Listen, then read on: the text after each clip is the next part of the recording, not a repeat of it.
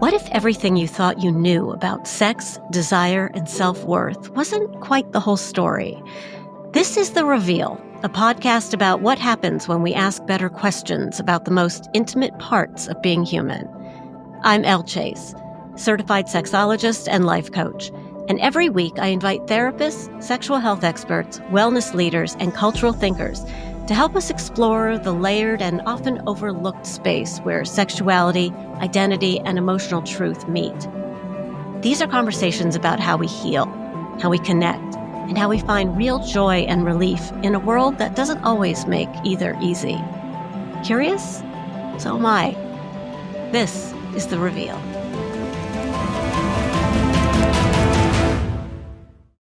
Oh, and just a heads up, sometimes when I forget a word mid-sentence, I jokingly substitute it with the word vagina, even if it doesn't make sense. It's a habit, but honestly, it makes me laugh, and hopefully you too. Welcome, Yana. Hey, I'm so glad you're here.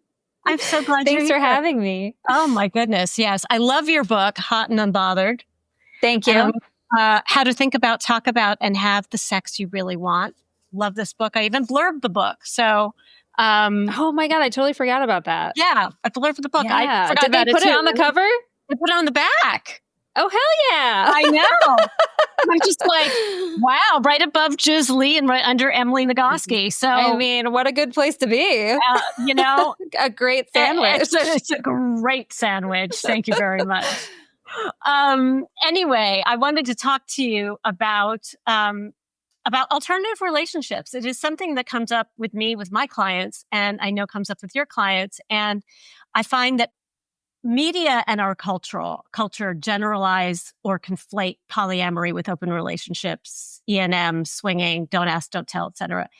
How do you wish poly was presented to reflect more accuracy? And then for the uninitiated, can you describe the difference between relationship anarchy and open relationships and polyamory and how those all are in sort of one basket, but yet they're separate? Yeah. So I'm working on a second book. And so I've been very steeped in this idea of relationships and how we describe our relationships. The book is about the gamut of relationship styles, anywhere from monogamy, traditional monogamy, to more like radical relating and non-monogamy. And it's looking at how do we all need the same skill sets to thrive in those relationships, which is all to say, like, getting really steeped in the definitions of things and what they mean to different people has been a big part of it. And I'm learning too, like through my work with clients and then also through writing, that everybody hears these words differently. So there are a lot of different interpretations. For me, the way that I think about it is non-monogamy is an umbrella term. Mm-hmm. And then underneath that umbrella, there's a bunch of different things. So like open relationships might be under there, swinging might be under there, polyamory might be under there. And that all of those things have their own definitions, but certain people might think about them in different ways. Right. The way that I think about them is that an open relationship is more like you have this primary core dyad and you're open to various other connections, but they tend to be a little more casual in nature. So they might be like a little romantic, sexual, like kind of here and there, but not like an ongoing kind of dynamic. To me, that's what polyamory is, where polyamory is more like we have multiple relationships happening all at the same time. And there's a bigger kind of like spectrum of what they might look like. So it could just be sexual. It could be romantic. It could be a lot of investment. It could be long standing. Like it's a little more like in it. Swinging is like its own category of things. So swinging has its own history, you know, like key parties, wife swapping. To me, I feel like swinging has a little bit more of a tradition steeped in like heterosexual cisgender relationships and a lot of like the dudes don't touch. Mm-hmm. And I think modern interpretations of swinging probably have evolved beyond that a little bit. But I think sometimes I hear from like the polyamorous and non-monogamous communities, they're like, oh, no, we're not swingers. Like, right. That's not what we are. Like, I want to make sure that's not the thing. I do think there's probably some more modern flexibility happening there, but I have seen that before. People kind of like, nah. And then the latest thing I've seen recently with couples that I'm working with that are wanting to open up is they feel a little shy about identifying as polyamorous because the internet has become so steeped in like, I'm the polyamorous person in a way that feels like over the top to them or like over identifying with their sexuality. And people are feeling nervous to have that be a part of their labeling. So that's kind of evolved. But to me, non-monogamy is sort of the umbrella. There's a bunch of stuff underneath it. Sometimes those definitions like really matter, and other times I don't think they do. But yeah. Yeah, no, it's great to hear because I mean, I definitely have my ideas of what they mean. And again, they don't mean what I think to everybody.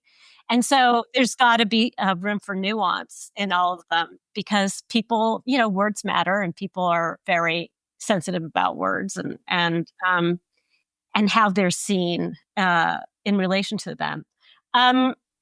So I'm thinking too, in this sort of gestalt of all of this, is monogamy really the natural default or just a cultural script that we inherited?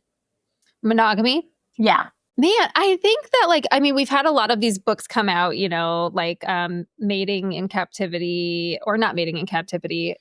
I know what you mean. Oh, at Dawn. What is it? Sex at Dawn. Sex at Dawn. Thank you. Yeah. Mating in Captivity is Esther Perel. That's I right. talk about that one all the time. Yeah. That's a good one too. Yeah. Sex at Dawn. And then some other stuff came out. I feel like around the time that came out, that was all like, we are biologically driven to be non-monogamous and we're just like the bonobo monkeys and we need to like go fuck around and like spread our seeds and do whatever. Right. I believe that on some level. And I also believe that we are a product of our society and our culture, and that there's a lot of things that have happened over time that sort of feed us this idea of what we do and do not need to do. I don't really think that anybody is like particularly suited for either monogamy or non-monogamy. I think a lot of it depends on like your upbringing, your attachment styles, your relational skill sets, like what you want, your relationship to sex. Like, I don't actually think that everybody can do every relationship style. I think that I think what's interesting about books like Sex at Dawn is it gives people permission to be non-monogamous, which I think is different than being like, I am like entitled biologically to this thing, if that makes sense. And I think monogamy has like a similar trajectory where like monogamy might not be like what we are designed to do. Maybe it is. I don't really know. But I think there has been so much cultural like compression of what relationships should look like that it has become more or less a cultural script, I guess, of like what we're supposed to do. And it's been rewarded with like financial tax breaks, cohabitating, all that stuff. So, oh, yeah, culturally, I mean, It's prioritized like nobody's business, How do you tell the difference between someone genuinely thriving in a non-monogamous alternative relationship versus someone using it as sort of a escape hatch from deeper issues? I mean, it's a little tricky. I think what's tricky about being both somebody who talks publicly about this kind of stuff and a therapist is that when I'm in session with my clients, I have the opportunity to like really get into what their particular shit is. And when you're talking broadly, it's like, it's hard to talk about like these are all the signs that you're like hiding from your past by being in an open relationship. Because sometimes one-on-one with clients, you can see like, oh shit, this person is not facing something that they need to face, and they're kind of being distracted by this shiny stuff. I also think that people can use monogamy to hide from their stuff. Like all this whole gamut is able to like do things in our personal lives that kind of benefit our like desire to avoid. I do think that sometimes if people are just sort of like blazing ahead in their non-monogamy without care or concern for their other partners, that to me is an indicator that they are like chasing something that is more about them than it is about the whole relationship or their other people. And that I feel like can be an indicator. And then other things like, this isn't an indicator that someone's like, what'd you call it? An escape hatch? An escape hatch. But I feel like sometimes people's relationship to jealousy can tip you off as to like what's going on. Like, I don't think jealousy is inherently negative by any means. No. When can it be useful actually? And how can it be for people who are listening, I think that's a really great point to bring up. Yeah, the way that I try to explain it to people, and I've drawn a flow chart before for jealousy. I can send it to you if you want. Yes, please. But it's like the idea is that jealousy is an indicator that something is off. And so the something that is off could be there's something structurally going on in the way that we're doing non-monogamy or monogamy even, where my jealousy is telling me that the structure needs to be adjusted. So that could be like our agreements might be off. Like maybe I agreed to this thing, but now my emotions are telling me I don't actually agree to this thing and I need to adjust it. That doesn't mean you have to completely change whether you're non-monogamous or not, but there's something about the way you're doing it that isn't quite sitting right. Or jealousy is an indicator that something's off for you. So like, am I feeling jealous or am I feeling envy? To me, envy is like, I wish I had that thing. Right. Like, I wish I was like this person, or I wish that I had the same connection with my partner that this person has, or whatever. That I feel like you can kind of address on your own a little bit more. And so like, I think jealousy, it's like a check engine light. And so then you investigate. And so the flow chart is sort of like jealousy comes on, your check engine light is on. Am I still consenting to the structure of my relationship? Is the structure intact? If so, then like maybe I should look at what's happening for me internally. Like, why is jealousy popping up for me internally? If the structure of my relationship doesn't feel intact, or your gut is going off about like trust issues or power dynamic abuse or any of that stuff, then your jealousy really needs to be addressed as like a whole issue and not just like a personal issue. Because I feel like the common advice for people a lot of the time is like, oh, you're jealous, like do the work on yourself. And I think sometimes that's true, but also sometimes you can kind of go down this path of like gaslighting yourself in this way. Oh, yeah. I mean, I think that what I found is that, and I'm a coach, I'm not a therapist, but what I have found is how safe do you feel emotionally in your relationship? You know, and if you're feeling jealous, where is that jealousy coming from? Is it what do you feel? Do you feel less than in certain ways? Or do you feel that your partner may gain something that you don't feel that you have from another partner and leave you, and you'll be left alone and you feel unsafe and all of those kinds of things. Or also, is it a problem with communication? My partner isn't communicating with me, and I feel like I need more information in order to process this on a healthy level for myself. I don't know. I don't know how I'm not in a relationship right now, and I'm not usually polyamorous in that way. I always let my partner be because I'm generally not. But I'm like, you should go have fun. Yeah. Go right ahead, have fun. I'm fine for here. Yeah. I do not need the extra complication. Thank you. But yeah, I really do think that jealousy is looked at sort of as a negative when it really is like. Yeah. And I also think a lot of the time in the non-monogamous kind of circles, like we can see that people still feel like if they feel jealous that they're failing or they're not suitable for non-monogamy, or that means they're doing something wrong. And jealousy is just an emotion, right? It's an iceberg emotion in the same way that I think it was Gottman talks about anger as an iceberg emotion, where the tip of the iceberg is what you can see. And underneath it, there's all this other shit going on.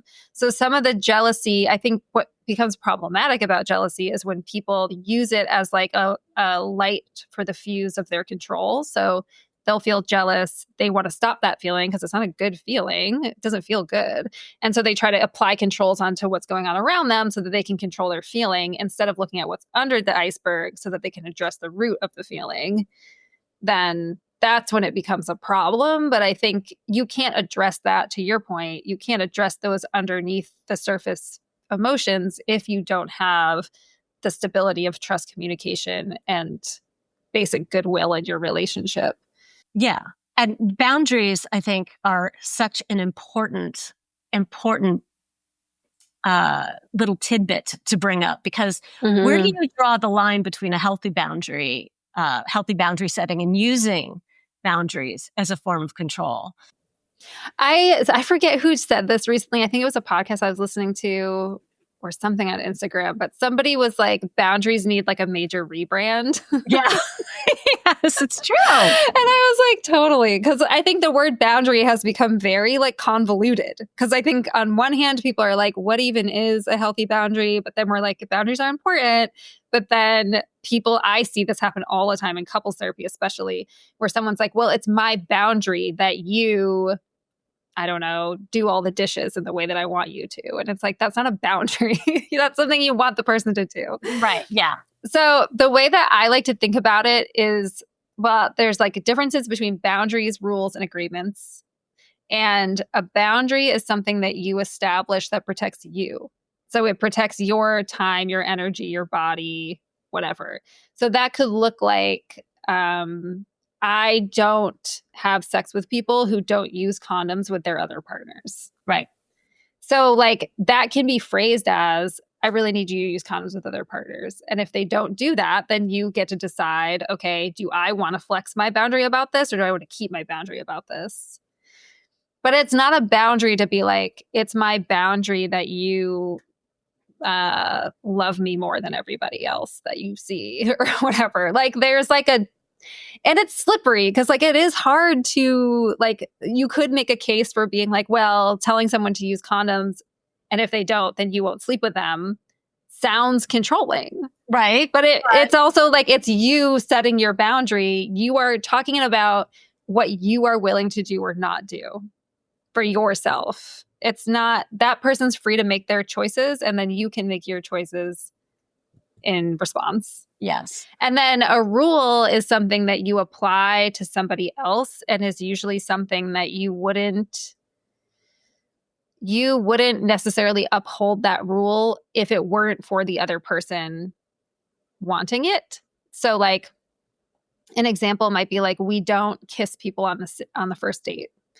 That could be a rule that the two of you decide to do. But if I wasn't in the picture, my partner would be like, I would love to kiss people on the first date. The only reason I don't do it is because it's a rule for my relationship. That's different from an agreement where like the two of you agree that like, yeah, neither one of us wants to kiss on the first date. Like that's something that we agree on when we go out with other people. We just don't do anything physical on the first date. That is something I would uphold whether or not my partner wanted me to. Mm-hmm. God, Does that make sense? Yeah, no, it's so clear. I love the way you broke that down because it is so clear, especially between, agreement and rule, because those can also be conflated together. Yeah. And I think in non-monogamy, sometimes there's like I've heard some people say like, you shouldn't have rules, you should only have agreements. I think most relationships, non-monogamous or not, have both. And it's just, it's helpful to know what you're looking at and which ones are which so that you understand what people's relationships are to them. Because I might not like, keeping an agreement is based on my values as well. Keeping a rule is based on my values about the relationship, maintaining the relationship. But an agreement is about me and what I think also. And it's just, you're going to have a little bit of a different relationship to it. And what happens when, say, you want an agreement and your partner doesn't really agree to the agreement? How do you navigate that and still feel good about going forward? I mean, sometimes you can't. Like I think sometimes people come in, especially couples I work with, if you can't tell already, I work with a lot of couples that are opening their relationships for the first time. I would say it's like 90% of the intensives I do. That's what we're talking about. And so I think sometimes people think that I'm like some kind of magician and I can just sort of come in and be like, okay, here's the magic formula to make this non-monogamous relationship work for the two of you. And the reality is that sometimes you're not going to agree. And so like you need to figure out like what you're willing or not willing to do. And then the conversation comes down into willingness and values. So a lot of the time I will reflect back to people what's going on in their relationship today. And I say like, are you okay with that? Is this something you're okay with? And then we're back to boundaries. Yeah. I mean, it's kind of like a yes, no, maybe list, I would imagine, in some ways, and then we're back to boundaries. Exactly. So if I want an agreement between me and my partner that we don't get emotionally involved with our extra partner, and the other one says, I don't know if I can do that, then you have to make a decision for yourself, whether that's going to be okay with you or whether that's going to bring up a lot of problems. So, yeah. And a lot of the work of couples work, regardless of relationship style, is that self-definition piece, right? So are we brave enough if my long-term partner is like, I don't want you to be emotionally involved with your other partners. And I'm like, well, I really do. And I know that this is going to bring up a problem. Am I brave enough to say what I actually want, which is emotional involvement, even though I know it's going to cause a friction or an issue? Or am I going to revert back into this like people pleasing sort of attachment stuff where I'm like, oh, yeah, no, I don't want that either. Yeah, and it brings up a lot for the person that, say, using the same example, who wants the emotional attachment with another partner. It's now their responsibility, in my opinion, it's now their responsibility to be much more considerate of their primary partner when it comes to that. So they feel respected because though they might not agree, you know that that's a sensitive area for them, and you want to be respectful and not just sort of go devil may care into like, oh, what we were talking about the other day? Oh, how much we feel for each other, Oh God, like Jesus, hang me up on my fingernails. But, I've seen that where people just go, okay, well, we're agreeing not to agree. And, we're going to see how it goes. And it's just like, you could see how it goes, but also be very aware that you're dealing with another human that you love or that you respect at the very least, that you don't want to make feel bad. Mm-hmm. I mean, anytime somebody is struggling to keep an agreement, the conversation to me becomes about like, why did you agree to this? Like, is this actually an agreement? And like, why is it hard for you to keep it? And a lot of the time it might be hard for them to keep it because they didn't want that thing in the first place, but they were too afraid to say it. And afraid is like a little bit of a loose term because sometimes it's not just about fear. It's about like your past relationships or your family upbringing or like how conflict was dealt with, like all that kind of therapy fodder stuff around like, why aren't we saying what we actually want? And like, why is it so scary? And what are the strategies we've kind of developed to try to do all the things at once that like will backfire? Yeah. Yeah. No, that's a really good point. How do you help clients separate a genuine desire for multiple partners or relationships from, say, a fear of missing out or even the worst possible case scenario of the last resort sort of thinking? Like, our relationship's in trouble.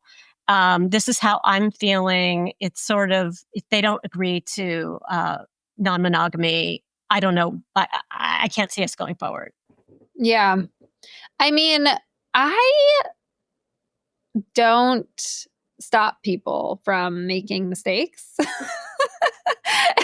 I guess that's... No, you can't. Yeah. I can't. Yeah. I think I mostly... Anytime I feel like I see clients making decisions that I'm like, oh boy, see how this goes. I am pretty direct about, again, coming back to like, are you okay with this? Right. So like if I have a couple come in and one person's like, yeah, if you're not non-monogamous, then like, we're just going to end it. Then it becomes this issue or this conversation about like, okay, like, are you willing to do that? Like, is that a last resort journey that you're willing to go on? And let's play out how this might go, right? Like, how much damage is this going to do? Like, why is this something that you want?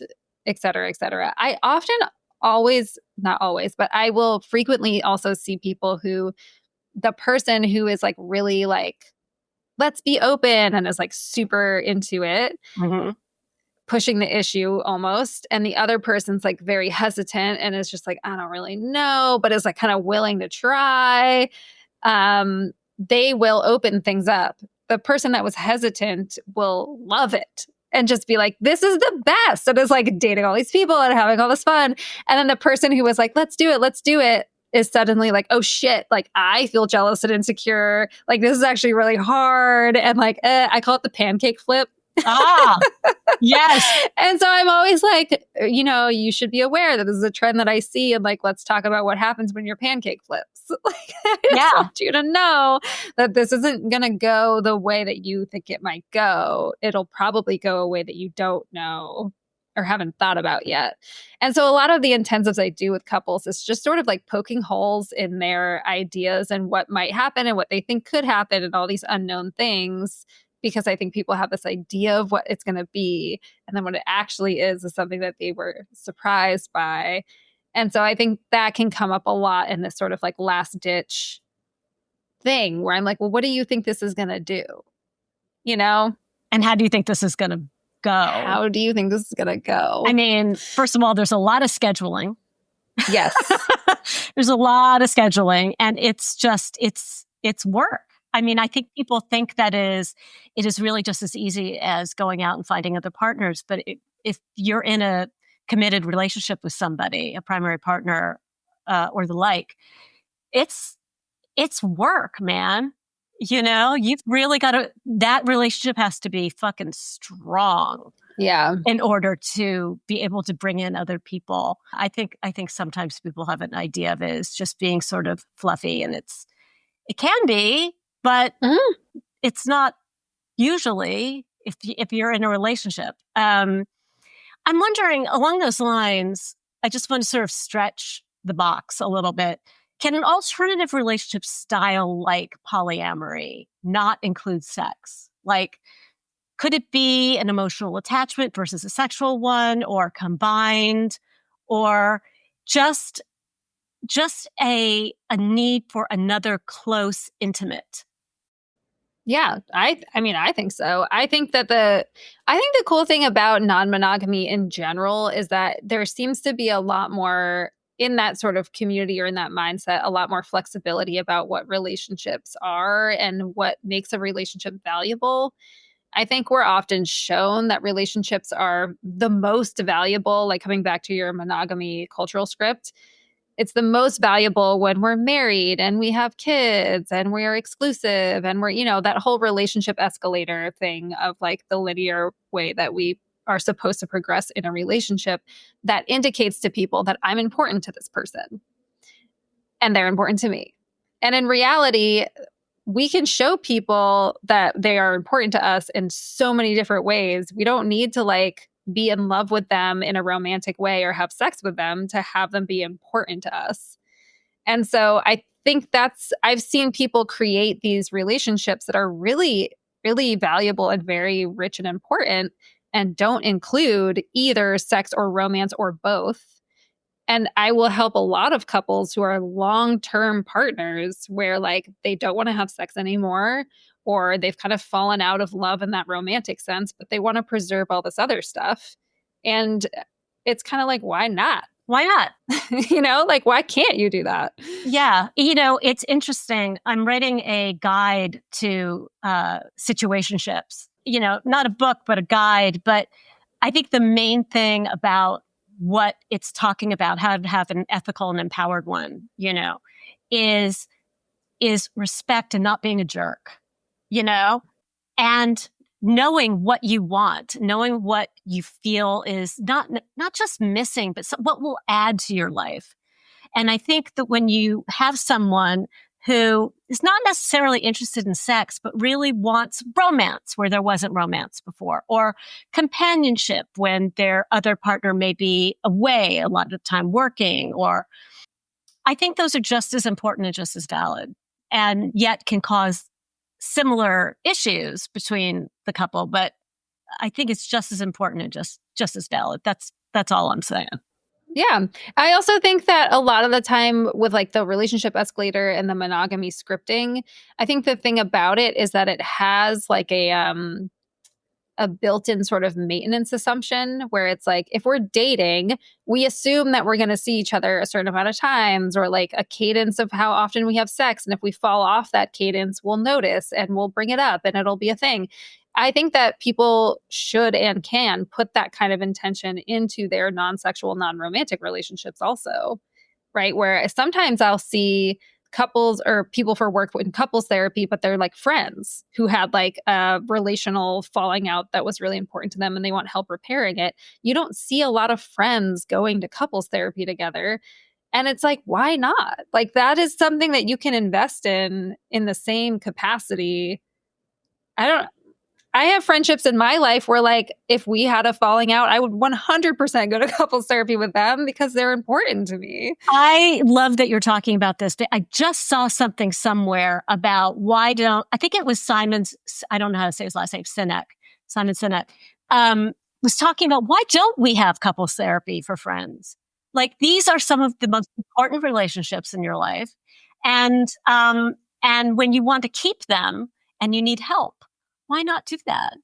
Yeah. It's like we are just as capable with our friends of having like big like blowouts, miscommunication, communication problems, repair, trust, like all of that stuff it's all the same. It's all the same human relating. It's all the same. Like my person in my life is my best friend. And he is in a relationship with his partner. And yet he is my person. It doesn't mean I can't have a relationship with someone coming into my life who could also be my person. But that person is very important to me. And if something happened there, I would be just like, we're going to therapy. Yeah. Because that's such an important part of one's life is the community that we have with each other. If you had one message for people who secretly fantasize about non-monogamy but are terrified to say it out loud, what would it be? They're terrified to say it out loud. Like to a partner or just like in general? To a partner. Ooh. I mean, I think I would. Well, the first thing that came to mind was that I would just like read an article. There's so many articles right now about non-monogamy that are like on all the big name outlets. I feel like I would read one and be like, did you see this article? Like, what do you think about that? Yeah. Let's have a conversation about that. Or like if people are in therapy with me for individual work and they want to bring it up, I will often tell people to like throw me under the bus. I'm like, every single time you can just be like, my therapist said that we should talk about blah, blah, blah. You can just use me as the icebreaker every time. But I think that like one of the therapy like tools that I like to use a lot with people is what I call talking about the thing. And so you can have a conversation about what it would be like to have the conversation with either your therapist or your partner. So you could be like, I really want to talk about like relationship stuff with us, but I'm terrified because I don't know what your stance is on certain relationship things. And then your partner might be like, what? You'd be like, I don't know, like structural stuff. Like I was reading this thing in the Atlantic about this thing. And I just like wonder what you think about that. God, great skills. This is a great. But it's also so scary. Or you could just be like, I mean, that's a little bit more of like the indirect way to talk about it. Or you can just be like super dead on and be like, I've been thinking a lot about non-monogamy. Mm-hmm. What do you think about that? I think if you're somebody who is trying to bring it up as like a real thing that you want to do, I think it's fair to have that conversation happen in a bunch of different installments and stages. I think you cannot just like spring that shit on your monogamous partner and walk away and expect them to respond to it well. I think it has to be like stages of conversations. I think you have to have a really clear idea about why you want non-monogamy. Coming back to your sort of like Hail Mary, last resort thing. I think a lot of the time people think non-monogamy sounds interesting and cool and exciting, which it can be. And then they bring it up to their partner, but they have no structural kind of plan or kind of insight about why they want it. And so if I'm their partner, I'm trying to get a grip or an understanding on like, why are you bringing this up now? Why are you personally interested in this? And then what does it look like to you? And those are the things that in therapy, a lot of the time people just do not know. They know that they're interested in it theoretically, but they don't understand or really know what it is they're asking for. And that can really scare your partner, unless your partner's also like, oh, cool, me too. Like, let's talk about this. But like, if your partner is like, we're monogamous and that's what I'm expecting, you have to come in with more concrete information than just like non-monogamy. To like go back to the beginning, non-monogamy means so many different things to so many different people. And so I'll tell people like, okay, what are we talking about? Like, where are the walls? What is the ceiling? And they're like, what do you mean? And I'm like, a ceiling is like, are you sleeping with people occasionally when you're on a work trip? Are you living in a 30-person polycule commune? Are you marrying more than one person? I know you can't do that legally, but are you like having kids with a bunch of people? Like, what are you talking about? Because your partner is going to be over here trying to do the math about like, what is this? They're going to go to a totally different area. Yeah, especially if they're scared. Yeah, absolutely. And then your walls are like, what are your agreements? And what do your agreements look like today versus what you want them to look like in like a year? So today it might be like go out for coffee with someone you have a crush on. Right. In a year, it might be like full tilt dating, we're in love. But you can't just expect people to just go from point A to point L. You have to like walk them through what those gradual agreements look like. And then leave them with resources that speak to what you want. Because if you just leave them with Google and they're just Googling polyamory, oh, forget it. It's too much. It's too much. It's too overwhelming. Yeah. And there's too much conflicting information as well. One more thing I wanted to ask you about that's come up a lot for me with clients is solo polyamory. Can you explain what that is to people that are listening and talk a little bit about why that is something that it seems to be kind of popular at the moment? Mm-hmm. I think, well, I'll do my best. Yes. To me, solo polyamory is like, I am my main relationship. So like at the end of the day, like I'm making sure that my needs are taken care of. I'm building my own secure base in my own life with my own self. And the relationships I have are valuable and important, but the relationships themselves are not more important than my relationship with myself. That's my read on it. That's how I think about it if I'm in that space. And I also think that stance of like secure base in myself is a useful thing in other relationships too. Yeah. Like even if you're not like a solo polyamorous person, like you are still your own security. I think in solo polyamory, it's like the relationships around you don't kind of pull you out of your own narrative in the way that kind of traditional relationships might, where like now we are building our life together and we are making decisions together and we are doing this and that. At the end of the day, my decision making and my future planning and those things are not going to be locked to one or more people. That's how I think about it. I think sometimes people can kind of conflate it with like, you're just dating, right? And I've heard this too with like non-monogamy, where it's like, are you non-monogamous or are you just dating? Right. Because dating could be like, I'm dating a bunch of different people, but I'm looking to be monogamous at some point with somebody. I'm just not right now. And that can get a little blurry. Like, I don't know. Like, I think people can absolutely be like, I'm non-monogamous. And then at some point find a monogamous partner and do that transition. And that's fine. I think solo poly is like, you could definitely just be like, I'm just focused on myself right now. But maybe that's not your identity. So I think for some people, using that label is very empowering and like signifies that they are taking care of themselves first. Yeah. I love that idea. I love that. I could be wrong, though. No, you know what? So many people, you're not wrong. And then there are people who go, it's just... I will be wrong, yeah. You know what I mean? I mean, I've met people who say they're solo poly. That means that I am sleeping with a bunch of people and they have girlfriends and they're, in open relationships or whatever. And they're okay with me sleeping with other people. Sure, that could be solo poly in a certain way, absolutely. But prioritizing oneself in one's life is a great and more sort of how do you say it? A more sort of open and expansive way of looking at solo polyamory, I think. Yeah, and that's not to say that that the people that you're dating don't mean something, or that Oh, I don't, yeah.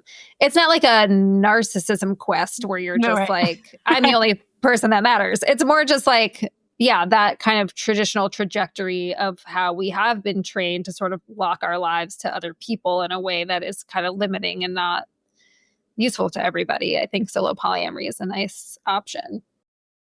I would agree with you. And finally, I wanted to ask you, what is something that isn't necessarily focused on that you'd like the general public to know or understand about alternative relationships? I think for me, and I guess this is kind of like the whole thesis of my new book that I'm working on, is that alternative relationships are really just not that different from relationships, period. Like, I think relationships as a whole, with all the definitions and all the things, they're all really, really similar. And like, we could all do very well to have the same skill set around like jealousy agreements, boundaries, rules, how we think about ourselves, how we think about the people around us, like who are we building what with, and what kind of intention are we putting into it. All of that's a conflict resolution, communication, all of that stuff is just human relating. And I think sometimes we get very caught up in this like the definitions of it all. Like, am I solo poly or am I dating? Like, monogamy or non-monogamy? Like, am I doing non-monogamy right? Is something I hear a lot from my clients. And it's just like, honestly, at the end of the day, like, who gives a shit? If you're doing it in a way that feels like values centered and ethical and considerate of yourself and the people around you, like, which box you fit into isn't as important as how you're doing it at the end of the day. And I understand, obviously, language is important. You have to be able to communicate, especially if you're on dating apps. You got to know what boxes to check. Like, this is how we understand each other. But I think just like on a personal level, I think we're a lot more similar in our relationship experiences than we are shown to be. I also think that monogamy can be like super radical and interesting and intentional also. And I think sometimes people forget that and they don't bother to put that kind of intentional work into their monogamous structures. And I think if we had a more flexible idea of relationships, generally speaking, that we would all kind of benefit. Yeah. Yeah, I agree. Monogamy is a choice. And so is Totally. having any intentional relationship is really a choice and how much you put into it. Thank you so much, Yana. Yeah, thanks for having me. So fascinating. It's my pleasure. And where can people find you? People can find me on the good old internet. I'm on Instagram the most. My handle is at the VSpot, V like vulva. My website is yanatallonhicks.com. That's where you can work with me for therapy, for coaching. You can find my book there. My new book will come out next year at some point. I don't know the date yet. But yeah, that's what I'm doing. Okay, great. Well, all of this will be in the show notes. And so you can pre-order the book if you would like. And you can order her book. Again, Hot and Unbothered, How to Think About, Talk About, and Have the Sex You Really Want by Yana Tallon-Hicks. Blurbed by you. Blurbed by me. All right. Thank you so much again. Yeah, of course. And have a great day. You too. All right. Bye. Thanks for listening to The Reveal. If this episode resonated with you, I'd love for you to share it with someone who might need it too. And if you'd like to stay connected, head to ellechase.com to join the mailing list for updates, the Substack version of The Reveal, and early access to new episodes. You can also follow The Reveal wherever you get your podcasts. And if you have a moment, leaving a review helps others find the show. Email for the show can be sent to therevealmail@gmail.com. And of course, if you're on the social medias, I'm at the Elle Chase on all platforms. Until next time, stay curious and remember, the most powerful stories are the ones we dare to tell.